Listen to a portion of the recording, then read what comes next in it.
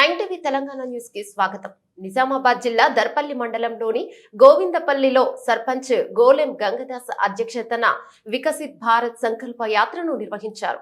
MPDO Laxman మాట్లాడుతూ కేంద్ర ప్రభుత్వం అమలు చేస్తున్న పథకాలను ప్రతి ఒక్కరూ సద్వినియోగం చేసుకోవాలని ప్రధానమంత్రి మోదీ సందేశాన్ని దృశ్య శ్రవణం ద్వారా మరియు చదివి వినిపించారు. అనంతరం గోడ ప్రతులను విడుదల చేశారు. అర్హులైన వారు ఉజ్వల యోజన, ఆయుష్మాన్ భారత్, ప్రధానమంత్రి కిసాన్ సమ్మాన్ నిధి పథకాలను లబ్ధి పొందాలని సూచించారు.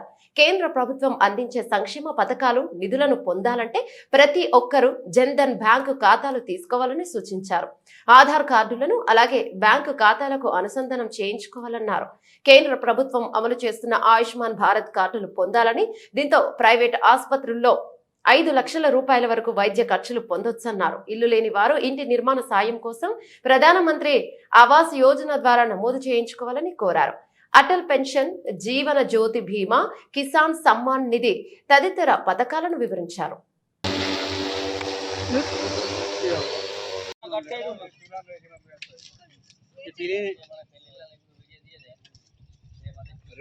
ఇప్పుడు దీంతో పూలదండ చేయొచ్చు. జన్ ధన్ యోజన ప్రజలకు ఆర్థిక కల్ప 13 జన్ ధన్ యోజన కింద యోజన కింద దిశ 1 కోటి 5 లక్షల పాలసీ నమోదు చేయడం యోజన. ఈ పథకం ఏటా నవీన ఏర్పాటు యుద్ధ బీమా 6 లక్షల పాలసీలను నమోదు జరిగింది.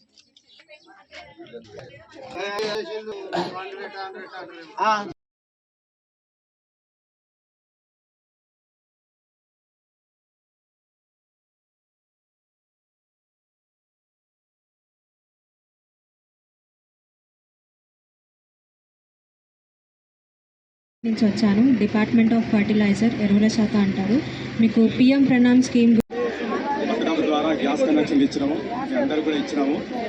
మిగతా ఎవరైనా లేని వాళ్ళు ఉంటే ration card, Aadhaar card, bank ఖాతా తీసుకొస్తే మేము లేని వాళ్ళు ఎవరైనా ఉంటే గ్యాస్ కనెక్షన్ అప్లై చేసుకోండి, ఇస్తాము. మీ దగ్గర కూడా ఒక 24 మందికి ఇచ్చినాము, మేము ఫ్రీగా ఇచ్చినాము. మీరు కూడా ఎవరైనా ఇప్పుడు కావాలనుకున్న వాళ్ళు అప్లై చేసుకోవాలి.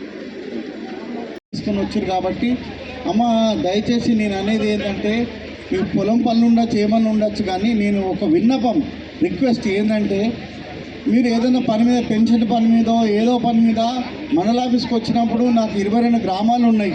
ఈసార్లు కూడా అక్కడక్కడ తిరుగుతుంటారు గ్రామాలలో, మీకు దొరకకపోవచ్చు. మేమే మీ ఇంటికి వచ్చి, మేమే మీ ఊరికి వచ్చినాం కాబట్టి మీరు అధిక సంఖ్యలో వస్తే ప్రోగ్రామ్ సక్సెస్ అవుతుందమ్మా. కాబట్టి మౌనిక మేడం ఇక్కడ ఉన్నారు. ఆ మేడంకు మీకు ఇల్లు కావాలన్నా, పెన్షన్ కావాలన్నా, రేషన్ కార్డు కావాలన్నా, ఏం కావాలనో ఆ మేడంకు రాయించి ఇవ్వండి. మీ అప్లికేషన్ ఇవ్వండి, పేరు రాసుకుంటాం. ఏంటంటే ఓన్లీ ప్రమాద బీమా అంటే కరెంట్ షాక్, రోడ్ యాక్సిడెంట్, పాము కాటు అటువంటివి మాత్రం కవరేజ్ ఉంటుంది. నార్మల్ డెత్ అయితే రాదు సురక్ష బీమా యోజన. నెక్స్ట్ ఇంకోటి అటల్ పెన్షన్ యోజన. అటల్ పెన్షన్ యోజన అనేటటువంటిది పెన్షన్ స్కీమ్. ఇది 18 సంవత్సరాల నుంచి 40 సంవత్సరాల వరకు వయసు ఉన్న వాళ్ళు మాత్రమే చేసుకోవచ్చు. 40 ఏళ్ళు దాటిన తర్వాత ఎవరు కూడా చేసుకోవడానికి లేదు. 40 ఏళ్ళే గరిష్ట పరిమితి. అయితే ఈ పెన్షన్ అనేటటువంటిది 18 సంవత్సరాల నుంచి 40 ఏళ్ళు కట్టిన తర్వాత మనకు 60 ఏళ్ళు ఎప్పుడైతే నిండుతాయో, 60 ఏళ్ళు నిండిన తర్వాత మన అకౌంట్లో ఆటోమేటిక్గా ప్రతి నెల 1000 రూపాయలు పెన్షన్ ఇస్తాం. అంటే దానిలో 1000 రూపాయల నుంచి 5000 వరకు ఉన్నాయి. అంటే 5 టైప్స్ ఆఫ్ ఉంటాయి పెన్షన్ స్కీమ్స్. 1000 రూపాయలు రావాలంటే ఒక ప్రీమియం కట్టాల్సి ఉంటుంది, 5000 రావాలంటే ఒక ప్రీమియం కట్టాల్సి ఉంటుంది. అంటే మనం కట్టుకున్న దాన్ని బట్టి మనకి అమౌంట్ అనేది ఇస్తారు వాళ్ళు, పెన్షన్ అనేది. ఇదేంటంటే ఈ పెన్షన్కి మీరు ఎటో తిరగాల్సిన అవసరం లేదు. బ్యాంకులో ఎంటర్ చేసుకుంటే మళ్ళీ 60 ఏళ్ళు నిండిన తర్వాత బ్యాంకులోకే రావడం జరుగుతుంది ప్రతి నెల. ఇది మెయిన్ స్కీమ్స్. నెక్స్ట్ లోన్స్ కూడా చాలా ఉన్నాయండి. లోన్స్ గురించి మాట్లాడితే చాలా ఉన్నాయి. PMFME loans, PMEGP loans, next Mudra loans చాలా ఉన్నాయి. కాకపోతే ఏంటంటే మన గ్రామీణ బ్యాంక్లో లిమిట్ తక్కువ ఉంది ఈ లోన్స్కి సంబంధించింది. SBIలో అయితే ఫుల్ లిమిట్స్ ఉంటాయి. అంటే డైరెక్ట్ 10 lakhs ఇప్పుడు 6,000 రూపాయలు జమ చేయడం జరుగుతుందండి. ఇవి 3 విడతల్లో పడతాయి అమౌంట్ అనేది. అంటే 3 టైమ్స్ 1 ఇయర్కి 3 టైమ్స్ 2,000 వాళ్ళ అకౌంట్స్లో జమ చేయడం జరుగుతుంది. ఇవి రైతులు వాళ్ళ పెట్టుబడికి ఆర్థిక సహాయంగా ఉపయోగించుకోవచ్చు. దీనికి అర్హత ఉంటుందండి. ఎవరెవరు అర్హులు అంటే, ఒక ఫ్యామిలీని ఒక యూనిట్ లాగా తీసుకోవడం జరుగుతుంది. ఒక ఫ్యామిలీలో భార్యాభర్తలకి ఇద్దరి పేరు మీద భూమి ఉంటే గనక వాళ్ళిద్దరిలో ఎవరో ఒకరు మాత్రమే దీనికి అర్హులు అవుతారు. మళ్ళీ వాళ్ళ పట్టా పాస్బుక్ వచ్చేసి 2019 ఫిబ్రవరి ముందు వచ్చి ఉండాలండి. ఆన్లైన్లో ఉండాలి. 2019 ఫిబ్రవరి 1 కంటే ముందు ఆన్లైన్లో ఉండాలి. వాళ్ళు మాత్రం అర్హులు. మళ్ళీ ఇంకా గవర్నమెంట్ ఎంప్లాయీస్ ఉంటారు కదా, state government employees, central government employees, వాళ్ళకి ఈ స్కీమ్ వర్తించదండి. ఇన్కమ్ ట్యాక్స్ కట్టే వాళ్ళకి కూడా వర్తించదు. రిటైర్డ్ పెన్షనర్స్ ఉంటారు కదండి, ఎంప్లాయీస్ రిటైర్ అయిన వాళ్ళు ఒకవేళ 10,000 కంటే ఎక్కువ పెన్షన్ తీసుకుంటున్నట్టయితే వాళ్ళకు కూడా వర్తించదు. కాబట్టి అర్హులైన వాళ్ళు ఎవరైనా ఇంతకు ముందు అప్లై చేసుకోకపోతే అప్లై చేసుకోవాల్సిందిగా కోరుతున్నాను. మీరు దగ్గరలో ఉన్న మీ సేవలో అప్లై చేసుకోవచ్చండి, లేదంటే మీరు మీ మొబైల్లో కూడా రిజిస్ట్రేషన్ చేసుకోవడానికి ఉంటుంది. కాబట్టి అర్హులైన వాళ్ళు చేసుకోవాలి. నాకు ఈ అవకాశాన్ని ఇచ్చినందుకు ధన్యవాదాలు. 2005 నుంచి ఇప్పటి వరకు జాబ్ కార్డ్స్, పని బుక్కులు అంటారు కదా మీరు, అవి 538 ఇష్యూ చేసినాము. అంటే బాత్రూమ్స్ కట్టుకోవడానికి కానీ, కొందరు దాంట్లో పనికి వెళ్ళే వాళ్ళు కూడా ఉన్నారు. ఏమో బాత్రూమ్స్ కట్టుకోవడానికి కానీ, ఇంకా వివిధ పనుల కోసం తీసుకున్న వాళ్ళు. ఇంకా ఎవరికైనా ఏమంటారు, చెట్ల పెంపకం, జామలు కానీ, నిమ్మ, ఇట్లా తోటలు పెంచుకునే వాళ్ళు ఎవరైనా ఇంట్రెస్ట్ వాళ్ళు ఉంటే కనుక నాకు గోపించేంది ఉన్నారు కదా, ఆయన సంపాదించండి. ఇప్పుడు గవర్నమెంట్ నుంచి మొక్కలు అంటే వాళ్ళు సప్లై చేస్తారు. మనం మొక్కలు పెట్టుకుంటే మళ్ళీ దానికి మెయింటెనెన్స్ అనేది ఇస్తాం, నీళ్ళు పోసినందుకు కానీ, ఎరువులకు కానీ. అండ్ ఇంకా ఉపాధి హామీలో ఇంకా ఏం బాత్రూమ్స్ కానీ అండ్ చెట్లు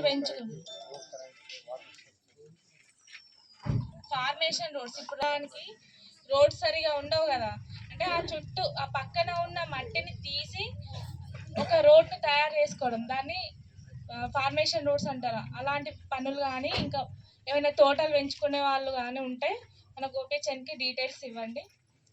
ఈ అవకాశం ఇచ్చినందుకు ధన్యవాదాలు. చెప్పిండ్రు స్వచ్ఛ భారత్లో ఓడిఎఫ్ డిక్లరేషన్ చేసిండ్రు కాబట్టి కొత్త ఏమీ ఇవ్వలేదు సార్ ఇప్పటి వరకు.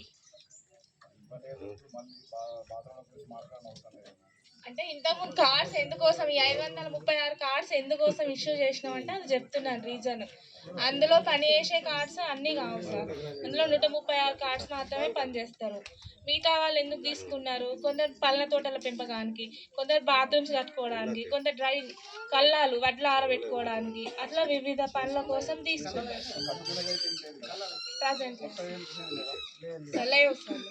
గంగాదాస్ గారు మాట్లాడింది, మొన్న 20 బాత్రూమ్లకు ఆల్రెడీ ఫండ్ వచ్చింది. వాళ్ళ ఇంటింటికి తిరిగి పోయినామంతే, వాళ్ళ ఆధార్ కార్డు, బ్యాంక్ ఖాతా కలెక్ట్ చేసి మనం ఆన్లైన్లో అప్లోడ్ చేయడం. ఇలా ఉన్నారు కూడా కొంతమంది మొన్న ఇంటింటికి. మీరు అన్నది మొన్న అమౌంట్ కూడా రిలీజ్ అయింది, పాత పైసలు సార్. 25 మంది ఉండే, దాంట్లో ఒక్కోళ్ళే ఎస్సీ వాడ నుంచి వాళ్ళు ఇయ్యలే, మిగతా వాళ్ళు అందరు ఇచ్చారు సార్. ఆల్రెడీ ఆన్లైన్ ఫీడింగ్ అయిపోయింది. సపోజ్ ఈ వారంలో పడతాయచ్చు. మిగతా వాళ్ళు కొత్త అంటే మళ్ళీ మేము అనౌన్స్ చేస్తాము. చేసినప్పుడు మీరు పైనుంచి గవర్నమెంట్ ఇన్స్ట్రక్షన్స్ ఎట్లుంటాయో. అవునవును తెలుసు, మధ్యలో ఒక 2 years వాస్తవం అది. మొన్న ఆల్రెడీ ఆన్లైన్ ఫీడింగ్ అయిపోయింది. బహుశా ఈ మంత్ నెక్స్ట్ మంత్ పడతాయి. Okay, thank you. 2014 సంవత్సరం నుంచి కూడా మొదలుకొని ఇప్పటి వరకు చాలా స్కీమ్లు పెట్టడం జరిగింది బ్యాంక్ నుంచి. అయితే ఫస్ట్ అందులో మొట్టమొదటిది ఏంటంటే, బ్యాంకులో ఖాతా లేని వాళ్ళు ఫస్ట్ PMJDY, ప్రధానమంత్రి జన్ధన్ యోజన అనే ఖాతాను తీసుకోవాలి ఫస్ట్. దాదాపు అందరికీ ఉన్నాయి. ఇప్పుడు ఖాతాలు లేని వాళ్ళు ఎవరు ఉంటున్నారు, చాలా తక్కువ ఉంటున్నారు. అయితే ప్రధానమంత్రి జన్ధన్ యోజన ఖాతా యొక్క బెనిఫిట్ ఏంటంటే, ఆ ఖాతా తీసిన తర్వాత ఫస్ట్ మనం ATM కార్డు తీసుకోవాలి. ATM కార్డు తీసుకున్న తర్వాత ఒక 6 months అంటే లాస్ట్ మనకి ఏదైనా అనుకోకుండా ఏదైనా ప్రమాద బీమా జరిగినట్టు అంటే దానికి 2 లక్షల బీమా అనేది ఉంటుంది, ఉచిత బీమా. దీనికి ఎలాంటి ప్రీమియం కానీ ఎటువంటిది ఏమో కట్ కాదు మీ ఖాతా నుంచి. ఈ 2 లక్షల బీమాని పొందాలి అంటే మీరు తీసుకున్నటువంటి ATM కార్డులో లాస్ట్ 6 నెలల్లో మినిమం ఒక ట్రాన్సాక్షన్ అన్న చేసింది ఉండాలి. ఇప్పుడు ఫర్ ఎగ్జాంపుల్ నేను ఈరోజు ఖాతా తీసుకున్నట్టయితే 6 నెలల తర్వాత నాకు అనుకోకుండా ఏదైనా ప్రమాద బీమా సంభవించినట్లయితే నాకు ఇన్సూరెన్స్ 2 లక్షలు రావాలి అంటే క్లెయిమ్, ఈ లాస్ట్ 6 months ట్రాన్సాక్షన్లో కనీసం ఒకటైనా మనకు అకౌంట్లో ట్రాన్సాక్షన్ అనేది జరిగింది ఉండాలి. చాలామంది ఏం చేస్తారు, PMJDY అకౌంట్స్ అంటే జీరో ఖాతాలు అని చెప్పి తీసేస్తారు.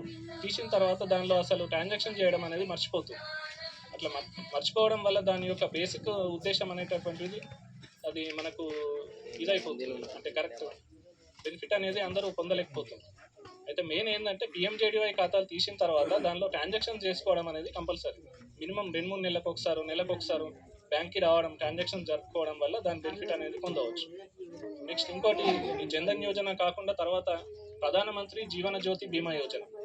ఇది ఏంటంటే 18 సంవత్సరాల నుంచి 50 సంవత్సరాల వరకు ఉన్న వాళ్ళందరూ కూడా దీనిలో ఎంటర్ కావచ్చు ఈ స్కీమ్లో. ఇది ఏంటి అంటే సంవత్సరానికి 436 రూపాయల ప్రీమియం కట్ కావడం జరుగుతుంది బ్యాంక్ ఖాతా నుంచి. ఈ 436 రూపాయలు కట్ అయిన తర్వాత మనకు ఈ సంవత్సరం వరకు ఈ బీమా అనేది కంటిన్యూషన్ నడుస్తుంటుంది. ఈ సంవత్సరం లోపల ఏదైనా మనకు అనుకోకుండా మరణం సంభవించినట్లయితే దానికి 2 లక్షల బీమా అనేది ఉంటుంది. ఈ 2 లక్షల బీమా అనేది కంపల్సరీ మనం బ్యాంకు ట్రాన్సాక్షన్ చేస్తే అకౌంట్ రన్నింగ్లో ఉంచుకుంటే మాత్రమే కంటిన్యూషన్గా నడుస్తుంది. ఇంకోటి ఏంటంటే చాలామంది బీమా చేసుకుంటున్నారు 436 రూపాయలు. బీమా చేసుకున్న తర్వాత మళ్ళీ బ్యాంక్కి రావడం బంద్ చేస్తూ బ్యాంక్లో ట్రాన్సాక్షన్ చేయడం కానీ అప్పుడు ఏమవుతుంది, అకౌంట్ అనేది ఇనాపరేటివ్ అయిపోతుంది. ఇనాపరేటివ్ అవడం వల్ల వాళ్ళు ఒక 2 ఇయర్స్ తర్వాత ఏదైనా మరణం సంభవించినట్లయితే అప్పుడు వాళ్ళ కుటుంబ సభ్యులు వస్తున్నారు బ్యాంక్కి, ఖాతా బుక్ తీసుకున్నారు. సార్ మేము 436 రూపాయలు బీమా చేసుకున్నాము, 2 లక్షల ఇన్సూరెన్స్ వస్తుంది కదా అని ఆశతో వస్తున్నారు. కానీ చాలామందికి ఏమవుతుందంటే ఈ అకౌంట్ ట్రాన్సాక్షన్స్ లేకపోవడం వల్ల బీమా అనేది డిస్కంటిన్యూ అవుతుంది. అంటే చేసిన తర్వాత మనకి 1 ఇయర్ వరకే వర్తిస్తుంది. 1 ఇయర్ తర్వాత మనం మన అకౌంట్లో కనుక బ్యాలెన్స్ లేకపోయినట్లయితే మన బీమా అనేటటువంటిది అక్కడికి ఆగిపోతుంది. బీమా కంటిన్యూషన్ అనేది జరగట్లేదు. సో అందరూ ఏంటి అంటే ప్రతి సంవత్సరము మే నెలలో అంటే జూన్లో కట్ అవుతుంది అకౌంట్లో నుంచి బీమా అనేటటువంటిది. మేలో అందరూ కూడా ఒక 1 మంత్ బిఫోర్ వచ్చి అందరూ బ్యాలెన్స్ ఉంచుకోవాలి. దానికి సరిపడంత బ్యాలెన్స్ ఉంచుకుంటేనే ఆ బీమా అనేది కంటిన్యూ అవుతుంది. నెక్స్ట్ ఇంకోటి, ప్రధానమంత్రి